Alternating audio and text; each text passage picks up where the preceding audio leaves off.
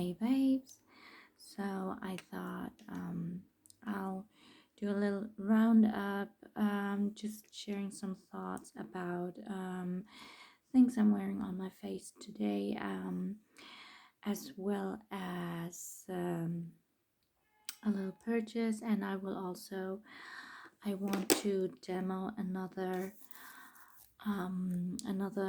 fall time blush. This is Patrick Ta. She Knows Who She Is. Now let's start with the base. Today I compared these shades because I needed to, pick a different shade of concealer from my stash, and I looked into these two, and you can see right away that the Lancome one is an actual neutral shade. I'd almost say it has an olive undertone, but it's a true neutral. And how peachy the neutral shade by Dior is. However, I'm wearing the Dior on this side and the Lancome on this side today, and I think the shade, the peachiness, it did apply equally peachy as in the tube, but it blended in okay. It looks very similar, while this is optimal, let's put it this way. Especially I only use the Dior around the eyes, and of course something that has some peachiness to it is even a advantage sometimes. And but here on my blemishes I only use this one. So let's talk about, so this one of course I will prefer to use for now, and the formula of these is very different. The Lancome is it's a very moisturizing formula. It does not contain any perfume, any fragrance. It won't trigger my dermatitis, so this is a very nice concealer. And now this one is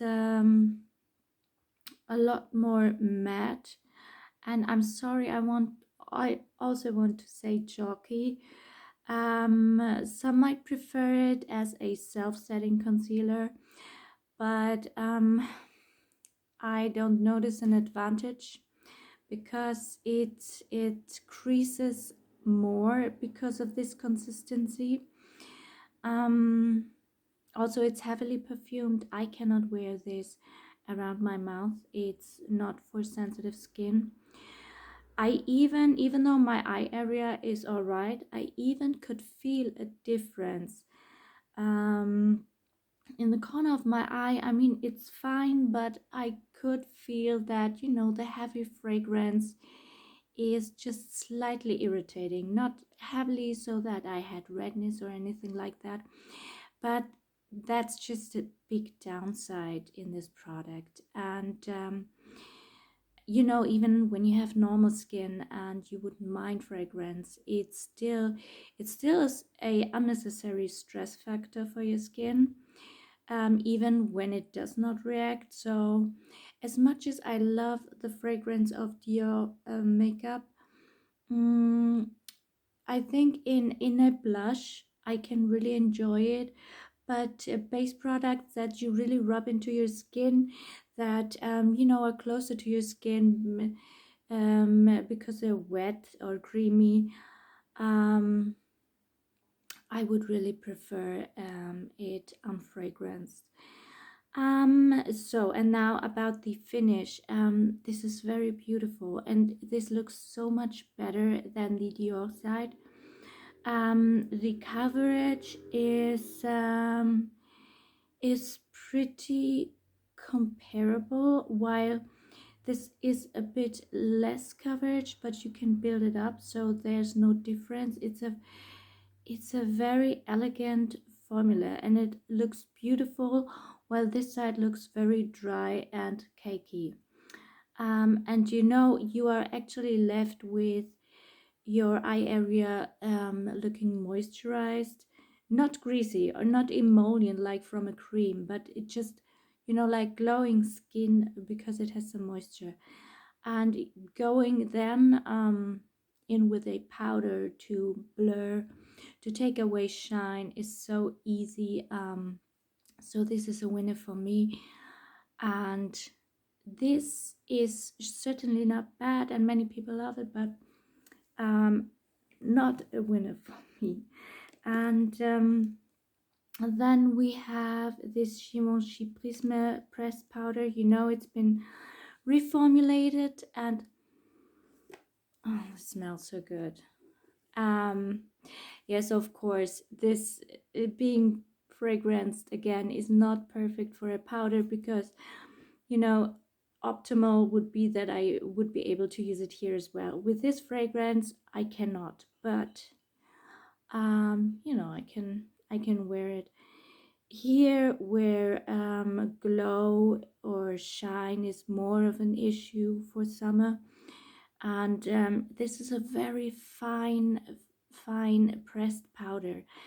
And you know, the Huda loose powder is a beautiful blurring one, but the pressed version was just very dry and not pretty. And this one is actually a pressed version that is beautiful. um, and Jules also has this in shade 3, the pinky one, which I really like as well. I have it in a loose version, but I have many pink powders also pressed, like the Westman one. So I wanted something that, you know, justifies another item with different features. So this is I know they have a they offer pictures and say that this is actually for quite dark skin. um However, I think the guide there is made for a quite brightening purpose, and you know, this is just very neutral and perfect on me right now. I'm not close to my darkest, I'm also not at my lightest, so this is a pretty good average shade for me. If um so one shade is more peachy pink, one is a little bit orangey, and then you have this soft yellow, um and you know, this a bit caramel kind of shade. And obviously for the eyes, under the eyes, I'm focusing with a very small fluffy setting brush. I only use these. I am even wearing this one in the crease today, and it did warm up the crease. It works this way. I especially wanted to get this, you know, to have a more neutral version for my summertime complexion. And then I thought, well, if I, for example, for very pigmented blushes, it's nice to put on a powder first sometimes, while I would usually not powder here. And also there is just a very soft warming up action here.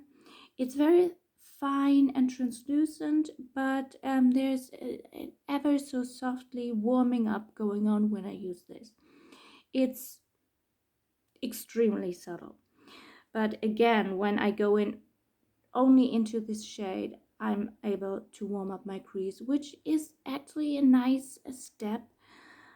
If this is something you enjoy to do, no matter what eyeshadow you are going to wear, this is actually a pretty, you know, pretty nice one-stop shop. And then you're getting the brush here, which, you know, they are soft bristles, and of course there's a mirror too. These are very soft bristles. They're fine.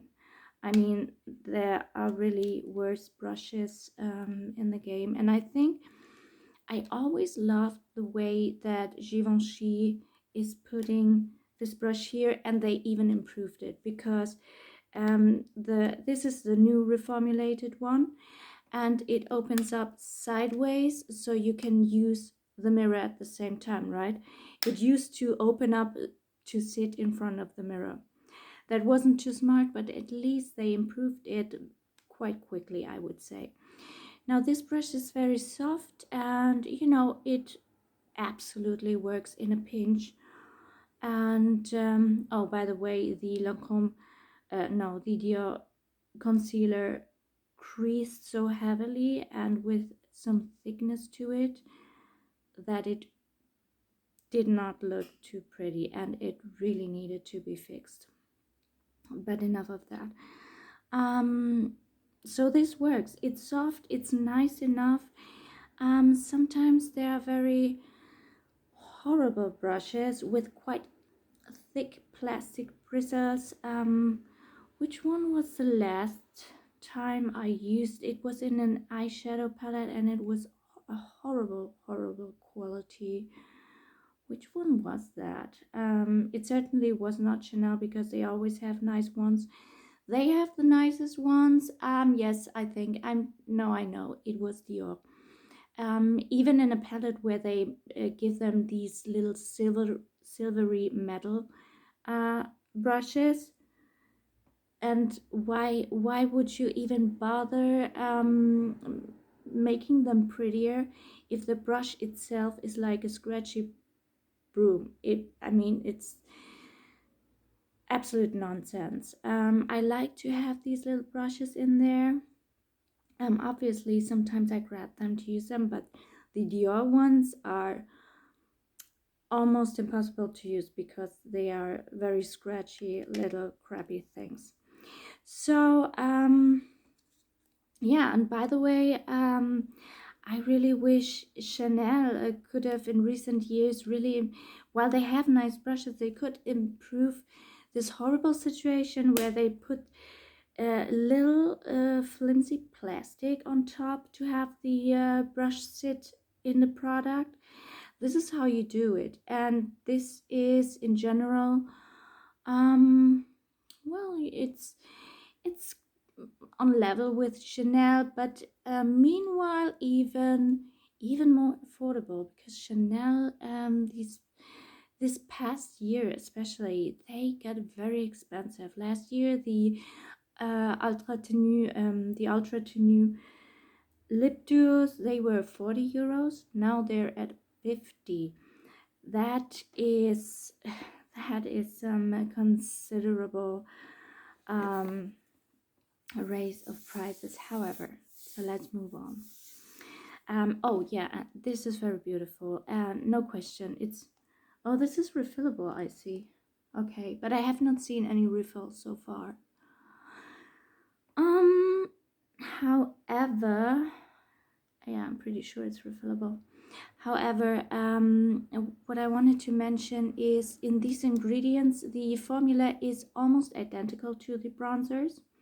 I also really want the lightest bronzer. Unfortunately, they all pull quite warm, but the lightest one at least is pretty, also has some quite gray contouring shades that I do have a lot of use for, especially with this little brush in there. I show you, I love this brush shape to you know, the flat brushes like this, to go in here to do some lifting eye contour. My favorite one is the one that comes with the Dolce & Gabbana highlighter, but this is something I am really going to love as soon as I have this bronzer. It's on my wish list. It's also sold out a lot. And then I put on my eyes, and by the way, I was quite on the fence about this Byredo palette, and I I actually for a short amount of time I forgot I had it and pulled it out today to to try it again, and that's not a very great sign, is it? It's a big palette. I don't gravitate towards these, but she's a beauty nonetheless. And today I just very loosely I just well, I can't say smudged. I used a very fluffy brush. I took this a little bit in the lash line and into the crease, but remember I used that, that warm shade in the crease as well. It made a big difference. So it's not just a gray shade in my crease, even though you probably cannot see anything because it's so cloudy and dark today. I mean, mainly then I went into this gray shade. Well, sorry, I don't mean to flip you off, but my nail looked so horrible because it's actually missing. It's chipped. My nails are not that short, however. So this one then I mainly put here, and you probably cannot see a lot here. It's a very, very subtle look. It's a very comfortable and easy, quick, and I find elegant look, and frankly it's a look I would really choose to for a day at the library. It really is. I'm not even kidding. I'm a big book lover, and the first time I heard this was its theme, the Bibliophilia. Of course, it grabbed my attention right away, but quickly it was not a big selling point for me at all. It's actually a little bit far-fetched, it's actually a little bit silly to connect books with eyeshadow. I must say this because when I'm really, sometimes there are just big breaks where you don't get to read a lot, and I personally also feel much worse, less balanced when I don't get to read, or when I just forget to read sometimes, and I'm just stuck in other, caught up with other distractions, duties, whatever it is, and I really come to myself and can center myself when I read a lot, and it just feels so good, and it's like this whole secret world opens up to you again when you get back into reading, and you barely can stop reading, and it's just an amazing feeling. And to be honest with you, when I'm at that stage, I couldn't actually be further from craving eyeshadows and things like that, because um they are a quite effective replacement of better um endorphins. Do you pronounce it like that in English? It's just a replacement of things that actually make you a bit happier than eyeshadow, right? I think so. Yeah. Well, however, let's not get too philosophic right now. But I mean, this is a stunning little lady, and I do enjoy how quick and easy, and I mean, it's all right. We'll see, we'll see. I mean, these here are special. These were the selling point for me because there's nothing in my collection like it. You barely see shades like that. You would see reds, but these actually have even red pearl shimmer in them, so that makes the whole difference. And I already tried a look with it with these two, and it was a gorgeous look. It was very beautiful. I think you can also use them on the lips. Best with something like a lip primer. For example, the Prep and Prime by MAC is very good. It feels like a lip balm. We'll try that. But I want to feel more festive. Like in December. Right now, I'm not craving to do that. That's my trouble sometimes, that I would like to share thoughts on things with you.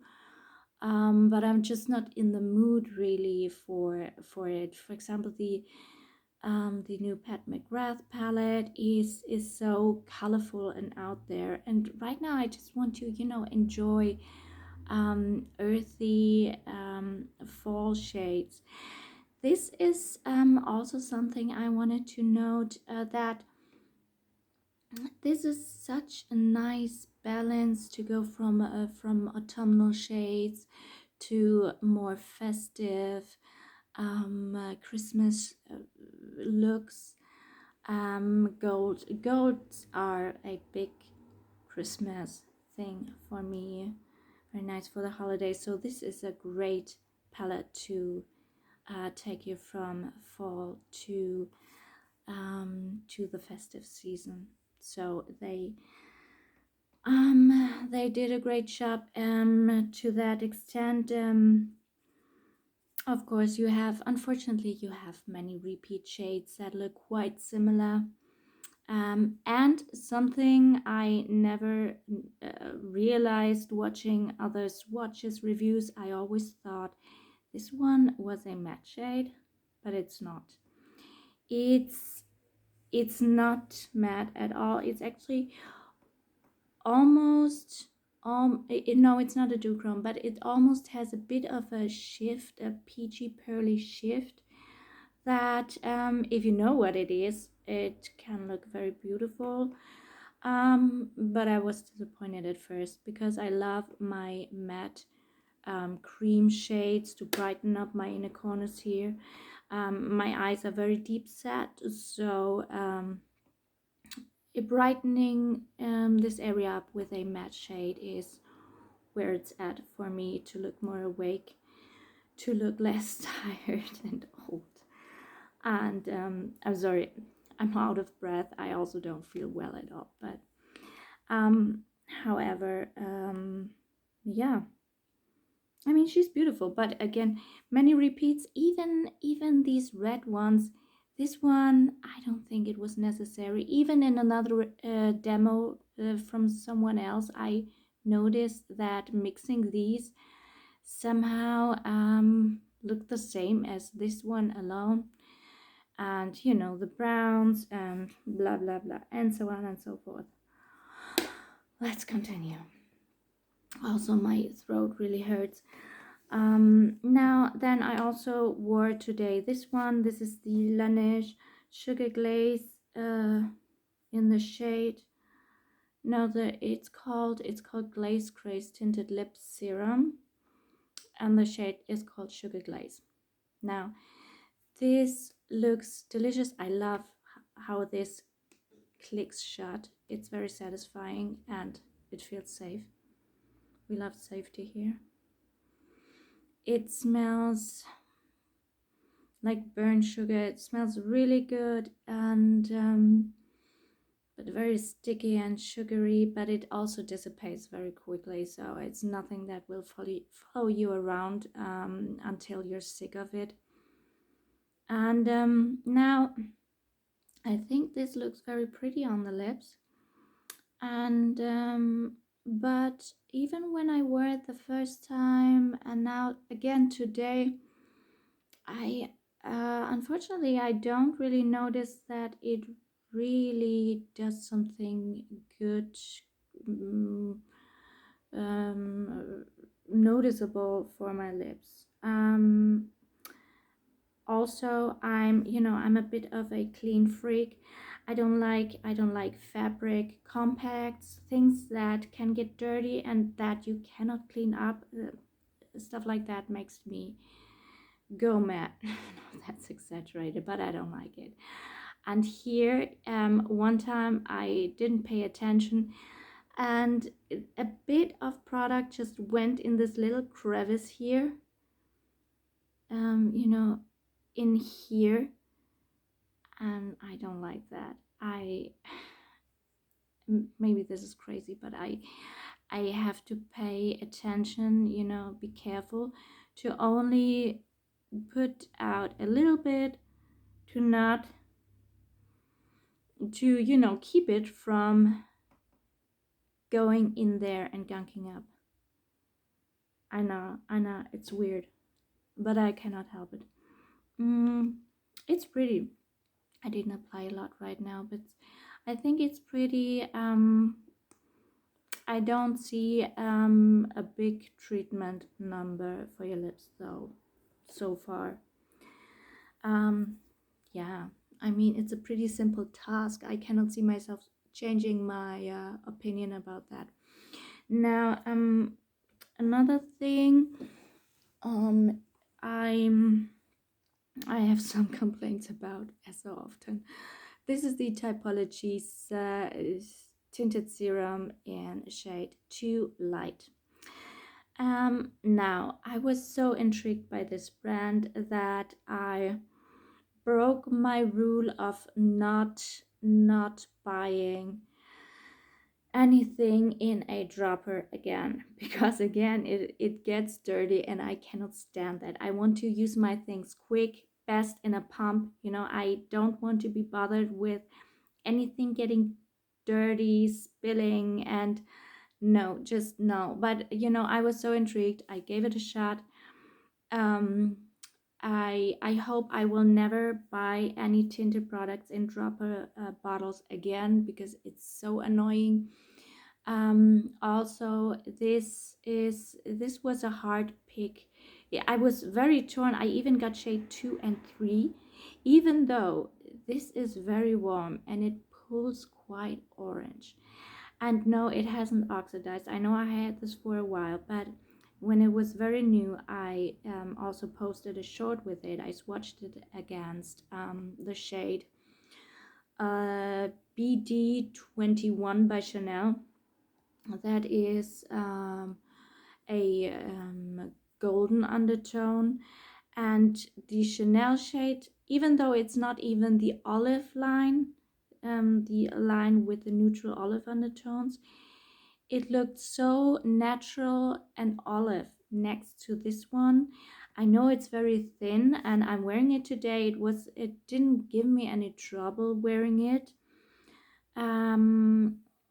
And certainly something like that also warms up the face a little bit, so it's not a big deal. But be aware, I'm not a I have a light complexion, but I'm far from being actually fair. So I'm not sure if someone who's really fair can even do with shade 1. But I'll say there are bigger jumps in between these shades. Shade 3, of course, is even much darker. Yeah, there are bigger jumps in between these shades.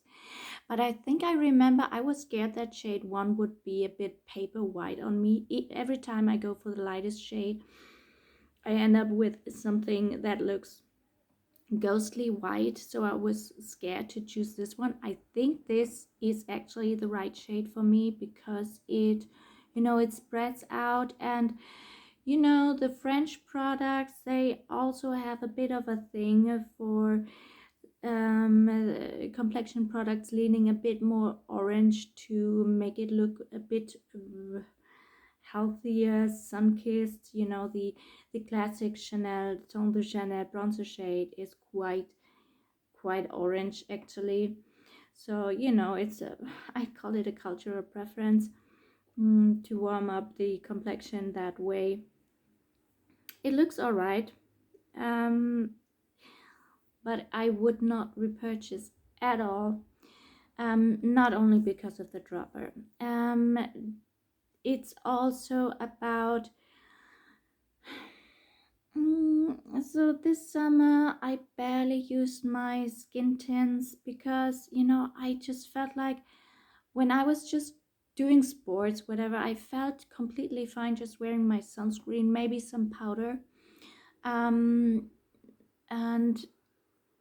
so it just was not worth the fuss, you know what I mean? When I decided to, okay, I'm using some complexion products, I would want to go for example, my Charlotte Tilbury Beautiful Skin Foundation, to really get some more coverage and to really look more pulled together.